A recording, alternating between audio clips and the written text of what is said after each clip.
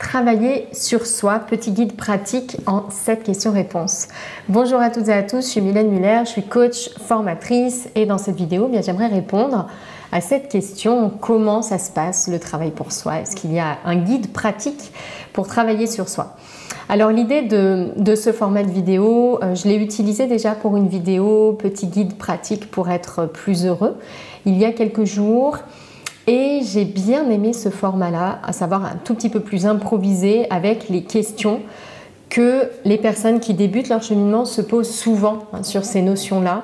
Et je sais que le travail sur soi, pour en avoir discuté avec des proches ce week-end, eh bien ça soulève en fait beaucoup de questions. Quand on ne s'est pas intéressé jusqu'ici au développement personnel, alors c'est une vidéo qui intéressera aussi celles et ceux qui sont déjà dans un chemin de développement personnel, parce que je vais partager mes points de vue sur les questions les plus fréquentes qu'on se pose sur tous ces thèmes-là. Donc je me suis aperçue que mes proches qui débutaient vraiment la matière parce que leur corps a dit stop et donc qui se mettent à s'intéresser à ces questions, eh bien se retrouvent un peu face à cette incompréhension. On me dit de travailler sur moi, mais ça veut dire quoi en fait travailler sur soi? Et donc j'ai réuni ici les 7 questions en fait qui ont émergé de nos échanges ce week-end et donc je vais vous partager mes réponses en quelques mots. Première question, est-ce que c'est possible de travailler seul sur soi et est-ce que quelqu'un peut faire ça à ma place? Ici, on a eu un échange sur toutes les pratiques du type, par exemple, hypnose, où on est guidé totalement dans ce processus de A à Z. Alors, est-ce que quelqu'un d'autre peut le faire pour nous et est-ce qu'il est possible de le faire seul? À mon sens, il n'est pas possible de laisser quelqu'un d'autre prendre les commandes. Je ne suis pas familière de ces pratiques, je ne suis pas adepte, avec moi on va dire ça n'a pas fonctionné, donc je reste tout à fait ouverte et je me dis qu'il y a des personnes pour qui ça peut vraiment porter ses fruits et être efficace. Moi non, et vraiment j'ai le sentiment que c'est un travail qui demande au contraire de la conscience, qui demande d'être éveillé, d'être attentif, et donc pour moi c'est vraiment très important qu'on prenne la responsabilité de ce travail-là, ce qui ne veut pas dire ne pas être aidé, mais vraiment être aidé dans le sens de retrouver toute son autonomie pour être vraiment conscient, présent à ce qui se passe et pouvoir transformer ces schémas justement par plus de conscience et pas en transformant son niveau de conscience. Est-ce que c'est possible de le faire seul? C'était vraiment la question qui allait avec.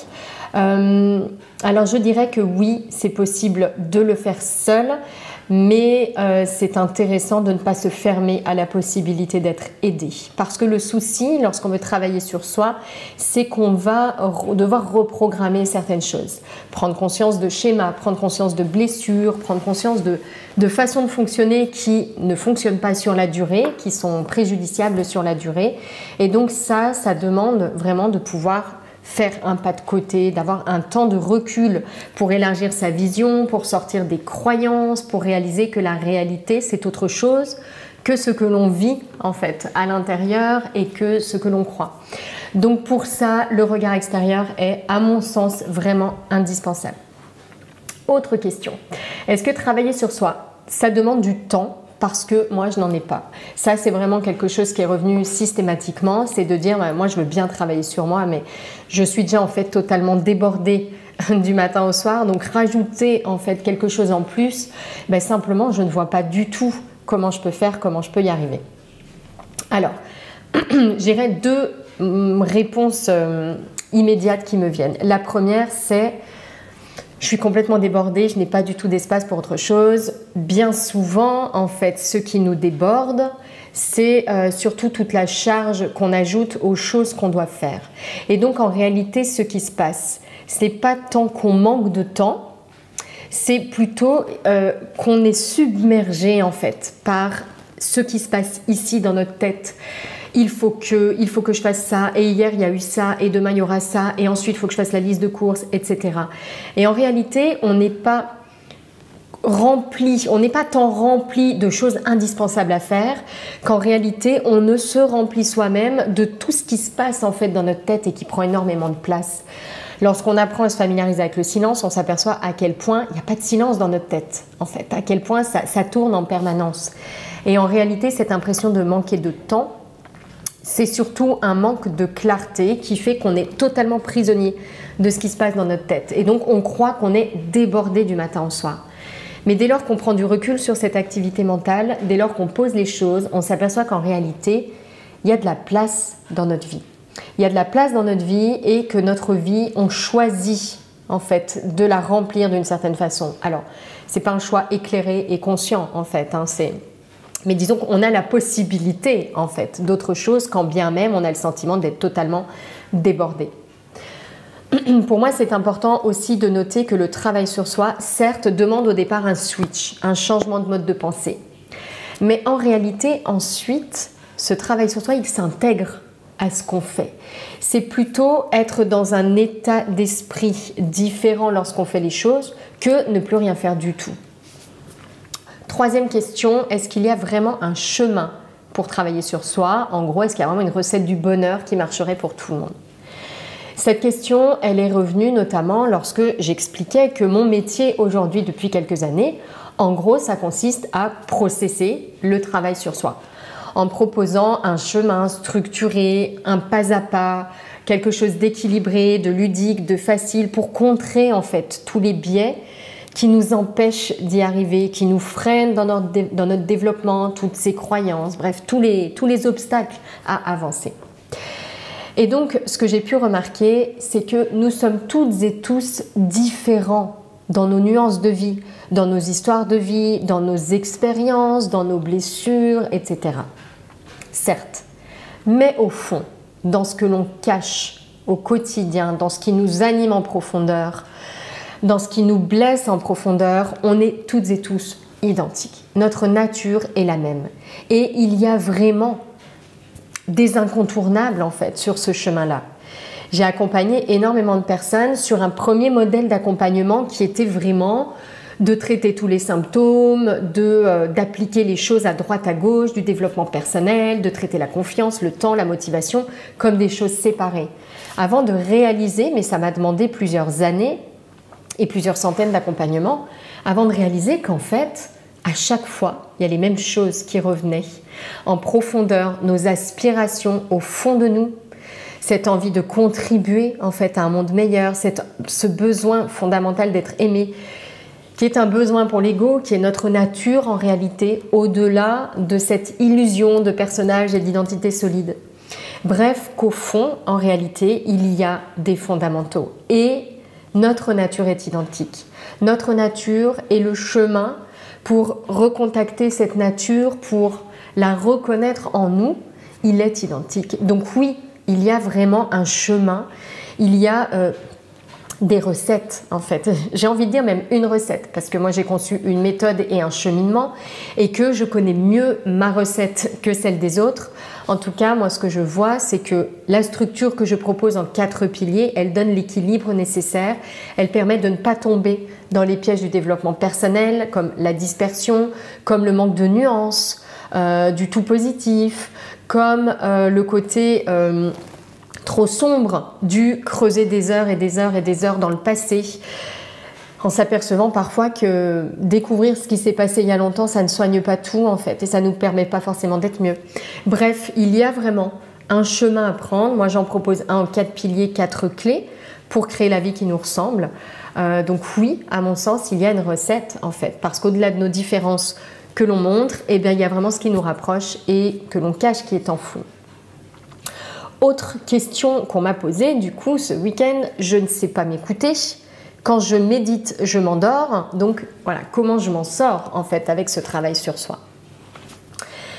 Alors, plusieurs choses. Déjà, en ce qui concerne la méditation, ça n'a pas forcément à être notre premier point d'entrée en fait pour nous familiariser avec nous-mêmes, notamment si on a le sentiment d'un mental qui nous submerge dans ces moments-là.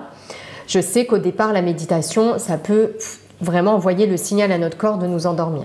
Alors, une petite piste, si on souhaite continuer à méditer, déjà, c'est de ne pas méditer allongé, tout simplement de méditer assis dans une posture d'attention, une posture d'éveil, une posture de conscience, plutôt qu'une posture de relaxation. Méditer, c'est pas fait pour se détendre et se relaxer, contrairement à d'autres approches ou d'autres propositions. Il y a de très belles relaxations. La méditation en soi, c'est pour observer l'esprit, observer notre fonctionnement pour petit à petit nous détacher et réaliser que nous ne sommes pas cette activité-là. Donc ça, c'est une première piste.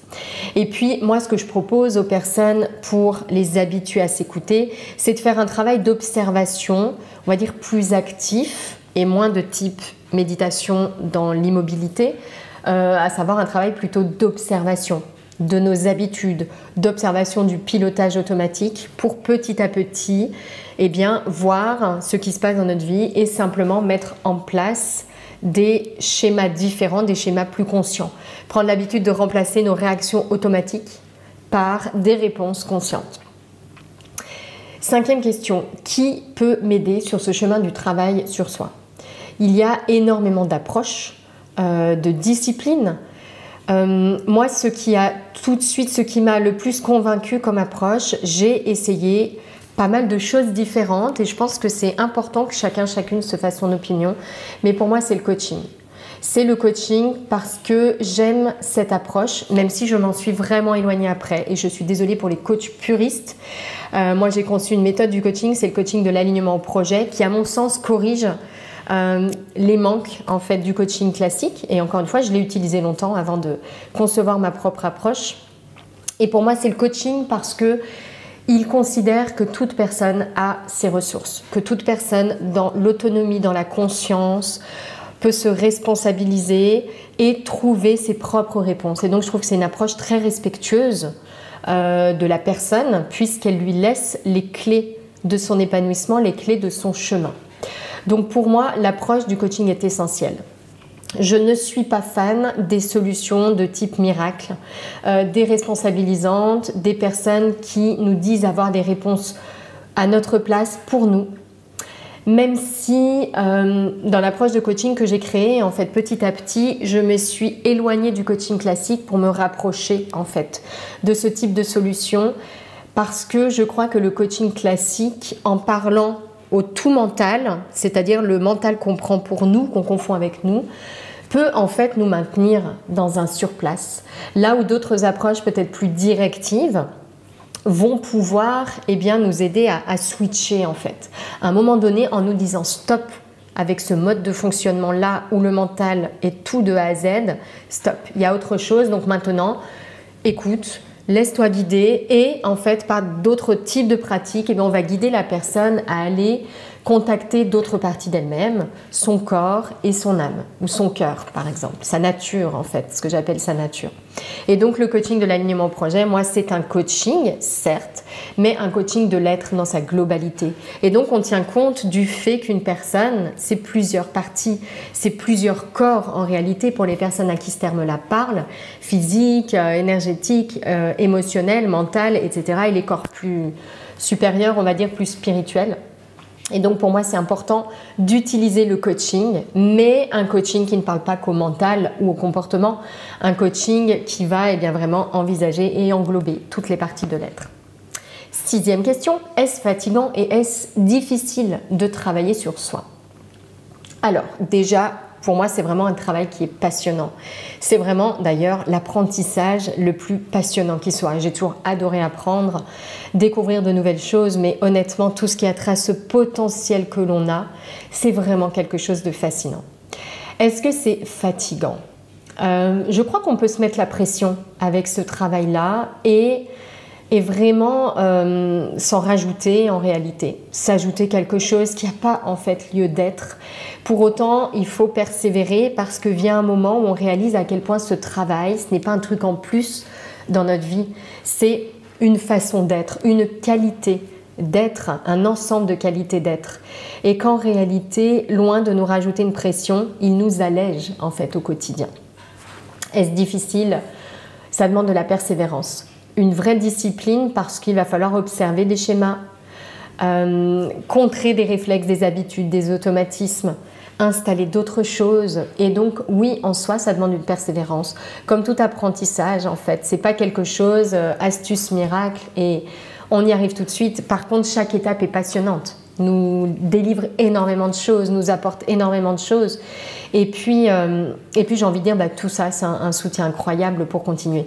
Ça, et puis l'impact également que ça a pour les autres, sans vouloir les viser, les changer eux, notre propre changement, ça a un impact sur tous nos proches. Et ça, c'est C'est vraiment quelque chose qui donne en fait beaucoup d'énergie.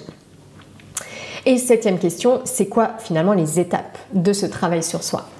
Alors là, je ne vais pas y répondre dans cette vidéo, déjà parce que je vois qu'elle est bien longue, mais parce que j'ai préparé une conférence formation qui dure à peu près, on va dire 1h30 de pur contenu, et ensuite je présente mon accompagnement avec la formation expérience pour créer la vie qui nous ressemble, unique, passionnante et inspirante. Et donc pour moi, il y a 8 étapes clés. Donc là, je vous partage vraiment ma recette, mon chemin, et encore une fois, c'est le fruit de mes apprentissages, de mes explorations personnelles et de mes accompagnements professionnels en tant que coach, puis en tant que coach CAP. Et donc pour moi, il y a 8 étapes, et si vous avez envie d'aller plus loin et d'entamer sérieusement en fait ce travail sur soi, je vais mettre un lien en dessous de cette vidéo vers cette conférence, et je vais vraiment vous inviter à vous y inscrire pour débuter ce travail, et j'ai envie de dire de manière sécurisée, parce qu'il y a beaucoup d'erreurs, il y a beaucoup de pièges et il y a beaucoup de vulgarisation qui, à mon sens, peut être contre-productive. Je vous souhaite une belle journée, merci d'avoir suivi cette vidéo. N'hésitez pas à vous abonner à cette chaîne si mes vidéos vous plaisent, à les partager, à me laisser un petit commentaire. Passez une très belle journée et à bientôt.